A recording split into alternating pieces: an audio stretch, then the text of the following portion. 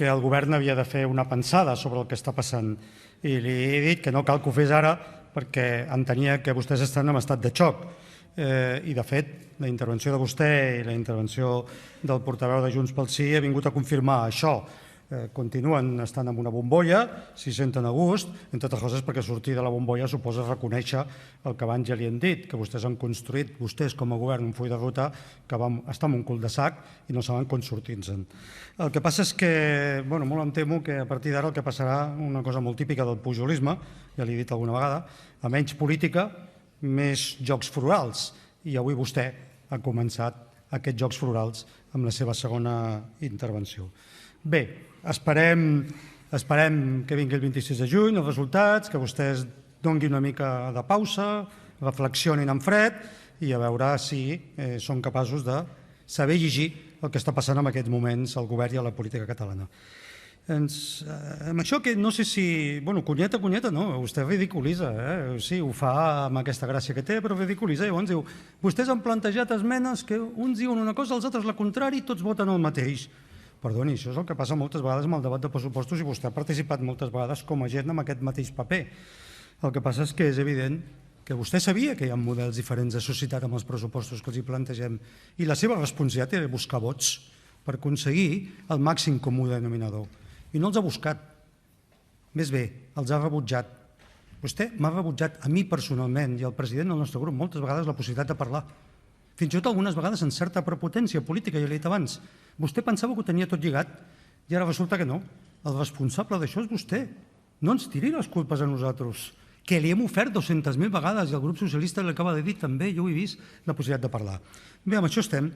Llavors ens diu, no, miri, posin d'acord vostès amb el PP. Miri, no, gràcies. De fet, qui es posa d'acord amb el PP de manera normal ha estat tota la vida Convergència Democràtica de Catalunya.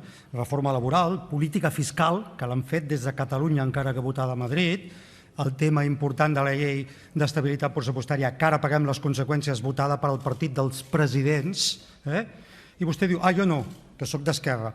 Però sembla ser que quan dos van junts, a l'any uno cogea banquea, m'entens? Perquè és que després resulta que vostè ve aquí i Junts pel Sí està votant en política social amb el PP constantment. Ens han negat a debatre la iniciativa legislativa popular de la reforma de la llei educativa. Van votar fa 2 dies en contra de la reforma de l'impost de successions i donacions. Vostès en política social han configurat un altre eix de la política catalana i vostè sabrà per què.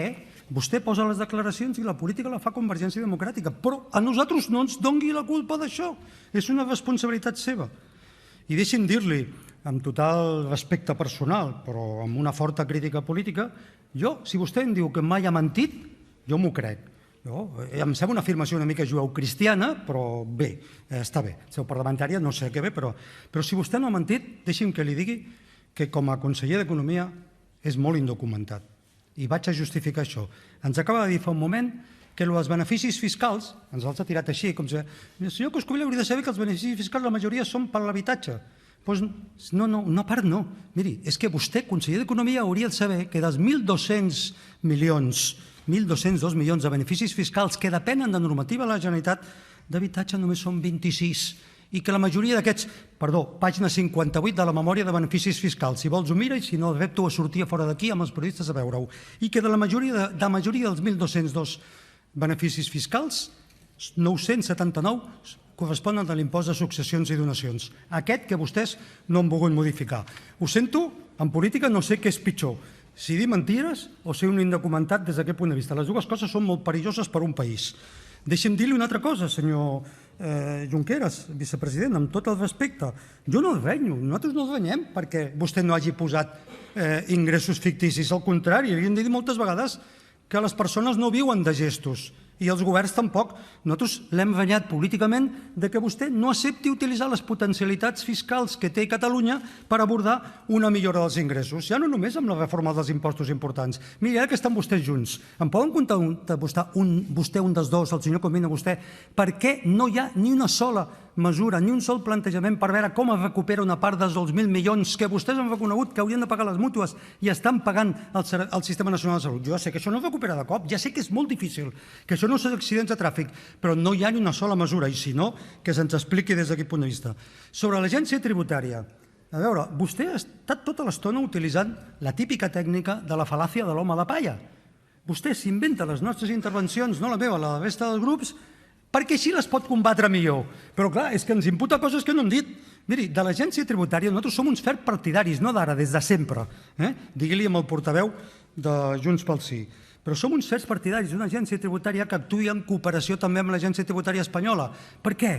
Perquè siguem espanyolistes recalcitrants? Doncs no, senzillament perquè en matèria fiscal la cooperació és la millor manera d'aconseguir acabar amb el frau fiscal. I mentre hi hagi una diversitat de competències, això és clau. I això és el que diu l'Estatut d'Autonomia de Catalunya. Però qui és el responsable que en aquests moments l'Agència Tributària de Catalunya estigui en precari? Vostè ho ha dit, està en precari. Tenim un nivell de desenvolupament que és inferior al de Múrcia, va arribar a dir un dia. Això alguna responsabilitat tindrà, senyor Puigdemont, no? I vostè no recolzava amb el partit que parlava de sobirania, sobirania, sobirania i tenia l'agència tributària morta de fàstic sense desenvolupar-la? Si vostè ho planteja, nosaltres estarem d'acord, però sisplau, no ens vingui amb aquestes fal·làcies constants. I torna a plantejar una altra vegada. Insisteixen en que aquests pressupostos són els més socials de la història. Miri, digui'm un mecanisme, un sistema, el que vostès vulguin per analitzar-lo, i jo li dic, li desmunto absolutament això. Primera, quan parlem de despesa social estem parlant de persones. Quanta despesa social s'utilitza per cada persona és el millor sistema per mesurar-lo. I ja li he dit que en aquests moments tenim el nivell de despesa social per càpita de l'any 2004 en termes nominals. Hi ha més gent, clar. Hi ha més necessitats, clar. Aleshores, com pot dir vostè que són els pressupostos més socials? En què ho nota la gent? Recordi que dic que vostè no interromprà mai, Això deu de ser més veritat que el que no diu mai mentides. Espero. Deixi'm que li digui. I una altra cosa, els pressupostos inicials i pressupostos liquidats. És veritat, quan els pressupostos fan el mes d'octubre, l'única possibilitat de comparar-los és amb els pressupostos inicials. Però quan els pressupostos el fan el mes de juny-juliol, hi ha un altre mecanisme per saber si els pressupostos són reals o són ficticis. I els seus són menys ficticis, però continuen sent irreals. I com es pot saber això? Doncs comparant el que vostè diu que passarà amb el que està passant. I ja han passat 6 mesos. I jo li he dit que vostès tenen supervalorats els ingressos per impostos propis, els tenen, i l'he quantificat. Per què? Perquè l'execució del primer trimestre diu que no arriben. I així podíem situar una cosa darrere l'altra, permanentment. Totes i cada una de les afirmacions, totes no, perdó, matiso, moltes de les afirmacions que vostè ha dit, si tinguéssim una mica de temps, tindríem oportunitat de desmuntar-se-les, perquè dir coses, llançar consignes, és molt fàcil, però quan darrere de les consignes els números no segueixen i sobretot els números ho desmenteixen, alhora és molt complicat sostenir-lo.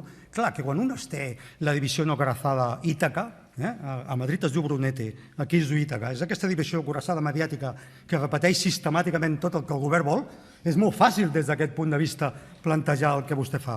Però bueno, acabo, senyor president, senyor vicepresident.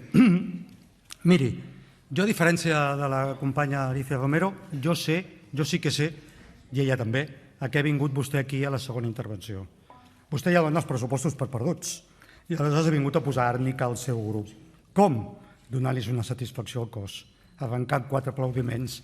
Això ho he vist fer jo en uns altres llocs també. I per això avui vostè, amb la seva intervenció, no ha tingut cap mena de voluntat de construir una situació de futur, ni tan sols de tendir ponts, sinó senzillament de curar les ferides que, sens dubte, la situació d'avui deixa amb el seu grup i amb el seu govern. És normal, és legítim, potser tots ho haguéssim fet igual, però això dura el que dura. Els recomano que d'aquí el dia 26 de juny agafin aire, respirin profundament, vegin els resultats, els valorin i facin un pensament. Ja saben, si vostès consideren que un altre full de ruta és possible com nosaltres el considerem, amb el referèndum amb el centre i a les polítiques socials en primer lloc, sempre estarem disposats a construir amb vostè, vostè i el que representa, no com a vicepresident, sinó ja sap vostè què li estic dient. En parlem.